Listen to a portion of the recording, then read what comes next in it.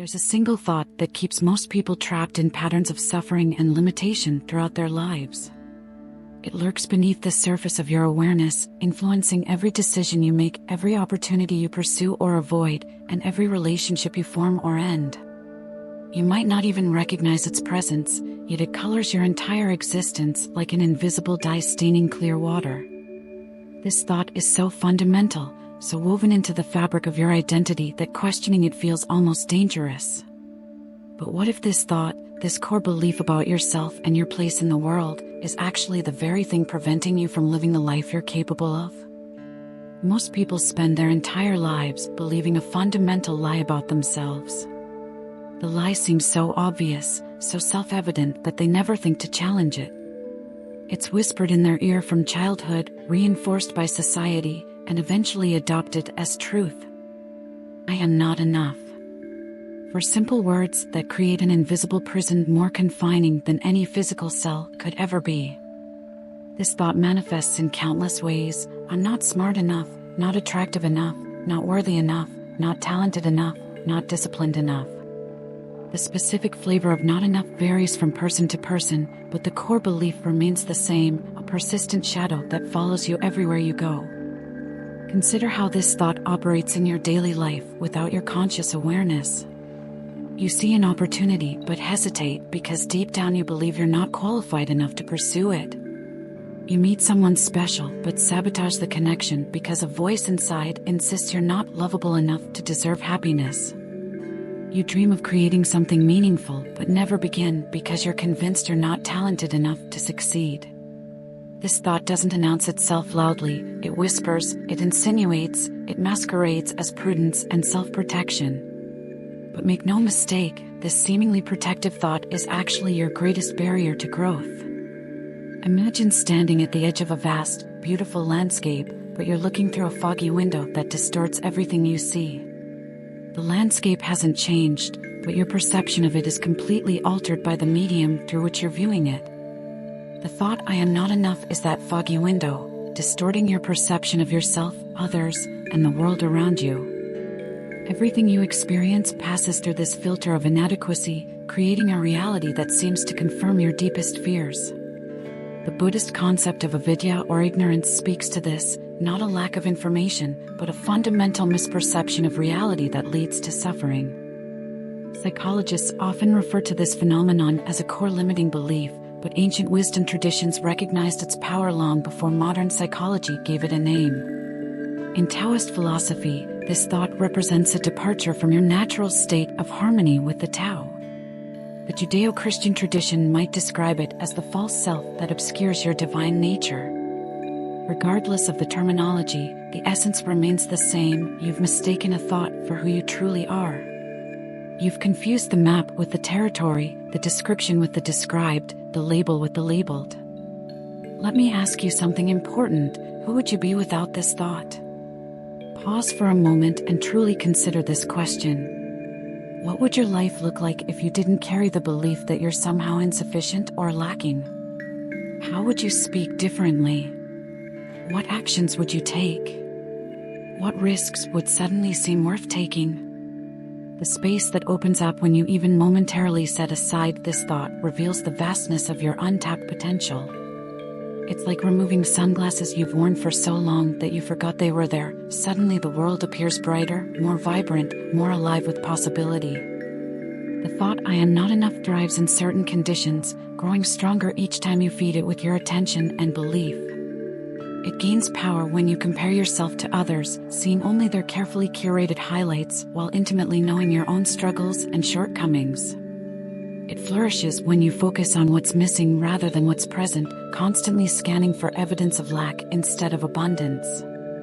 It strengthens when you mistake your achievements, or lack thereof, for your worth, reducing the infinite complexity of your being to a series of external metrics and validations. These conditions create the perfect environment for this thought to dominate your consciousness. Breaking free from this thought isn't about replacing it with its opposite.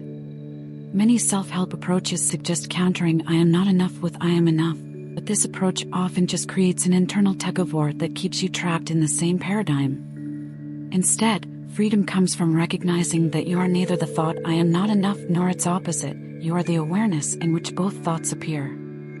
The 13th century mystic Meister Eckhart expressed this when he wrote, "The eye through which I see God is the same eye through which God sees me." You are not your thoughts about yourself, you are the consciousness experiencing those thoughts. Think about a time when you were completely absorbed in an activity, playing music, writing, running, creating art, or even just laughing with friends. In those moments, the thought "I am not enough" temporarily dissolved because you weren't thinking about yourself at all. You weren't evaluating, judging, or comparing, you were simply being. The Zen tradition calls this mushin or no mind, a state of complete presence where the separate self, and all its judgments, temporarily falls away. These moments offer a glimpse of who you are beyond the thought that keeps you stuck. The journey of breaking free from this thought begins with a simple yet profound practice: witnessing. When the thought "I am not enough" arises, instead of believing it or fighting against it, simply notice it. There's that thought again. Watch how it manifests in your body, perhaps as a tightness in your chest, a knot in your stomach, or a heaviness in your shoulders. Observe the emotions it triggers: shame, fear, resignation, or a desire to prove yourself. This witnessing creates a crucial space between you and the thought, revealing that you are not the thought itself, but the awareness in which it appears. Consider the words of psychiatrist and Holocaust survivor Viktor Frankl, who wrote, "Between stimulus and response, there is a space. In that space is our power to choose our response." The stimulus might be a challenge, a setback, or an opportunity. The habitual response, fueled by the thought "I am not enough," might be avoidance, self-sabotage, or excessive striving to prove your worth. But in the space between, that moment of conscious awareness, lies your freedom. This space may be infinitesimally small at first, but with practice, it expands, giving you room to choose a response aligned with your deeper truth rather than your conditioned fears. Philosophers and sages throughout history have recognized that freedom doesn't come from controlling external circumstances, but from transforming your relationship with your own mind. The Stoic philosopher Epictetus said, "Make the best use of what is in your power, and take the rest as it happens." You cannot always control what thoughts arise. "I am not enough" may continue to appear in your awareness for years or even decades.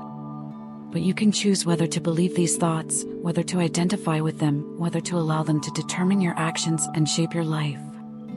This choice, this response, is always within your power. As you practice witnessing the thought "I am not enough" without becoming entangled in it, you'll begin to notice something remarkable. The thought itself begins to lose its grip on you. It's like recognizing that the monster in your closet is actually just a shadow cast by your clothes. Once seen clearly, it can no longer terrify you as it once did. This doesn't mean the thought disappears completely. Rather, it becomes transparent, allowing you to see through it to the truth of who you are. The Hindu concept of Maya speaks to this, not that the world is an illusion, but that our misperception of it is what causes suffering. The journey of breaking free from the thought "I am not enough" isn't linear. You'll have days of profound clarity followed by periods where you're once again completely identified with this limiting belief. This isn't failure, it's the natural ebb and flow of awakening. The Buddha taught that enlightenment isn't a permanent state achieved once and for all, but a continuous process of remembering and forgetting, sleeping and waking. Each time you catch yourself believing the thought "I am not enough," you strengthen your capacity to recognize it the next time it appears. Each moment of awareness is a victory, regardless of what follows. What begins to emerge as you consistently practice witnessing this thought is a profound sense of what some traditions call original nature, who you were before you absorbed the belief that something was wrong with you. Zen master Shunryu Suzuki expressed this beautifully when he said, "In the beginner's mind there are many possibilities, but in the expert's there are few." The thought "I am not enough" creates the expert's mind rigid, defensive, constantly seeking validation and improvement. As this thought loosens its hold, you rediscover the beginner's mind, curious, open, naturally creative, and compassionate. Perhaps the most liberating insight on this journey is the recognition that you don't need to wait until the thought "I am not enough" disappears completely before you can live fully. You can take courageous action even while the thought is present. You can speak your truth even as the voice of inadequacy whispers in your ear. You can offer your gifts to the world even as doubt clouds your mind. This is true freedom, not the absence of limiting thoughts, but the ability to live authentically despite them. As the Sufi poet Rumi wrote, out beyond ideas of wrongdoing and right doing, there is a field. I'll meet you there. Living beyond the thought, I am not enough, transforms not just your relationship with yourself, but with everyone and everything around you. When you're no longer driven by a sense of lack, you relate to others from a place of fullness rather than need. You no longer see other people as sources of validation or threats to your fragile self-image. You're able to listen deeply, to connect authentically, to love without the desperate clutching that comes from fear of loss or abandonment. You become a clearer channel for whatever gifts you're here to offer, unburdened by the constant question of whether those gifts, or you, are enough. The ultimate truth is that the thought "I am not enough" was never about you at all. It's a universal human experience, one that nearly everyone encounters in some form. It's not a personal failing, but a collective pattern, a shared delusion that keeps humanity operating at a fraction of its potential. When you begin to see the thought clearly and free yourself from its grip, you become a beacon for others still caught in its trance. Your liberation creates ripples that extend far beyond your individual life, contributing to the awakening of consciousness in ways you may never fully comprehend. Each time you notice the thought "I am not enough" without becoming entangled in it, you're not just changing your own life, you're participating in the evolution of human consciousness itself. Each moment of freedom from this thought is a gift not just to yourself, but to all beings. The Christian mystic Thomas Merton captured this when he wrote, "For me to be a saint means to be myself. Not a perfected self, not an improved self, but your original, unconditioned self, the one that exists prior to and beyond the thought "I am not enough." This self has always been here, waiting patiently for you to recognize it beneath the layers of conditioning and fear. As we conclude, I invite you to take a deep breath and feel the spaciousness that opens up when you even momentarily set aside the thought "I am not enough." Feel the lightness, the relief, the natural joy that bubbles up when you're not carrying the weight of this belief.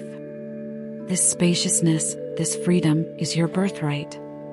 It's who you've always been beneath the noise of limiting thoughts.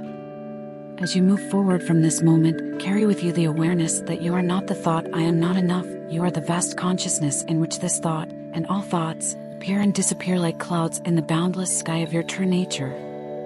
The shift begins the moment you see the thought for what it is, just a thought, not the truth of who you are.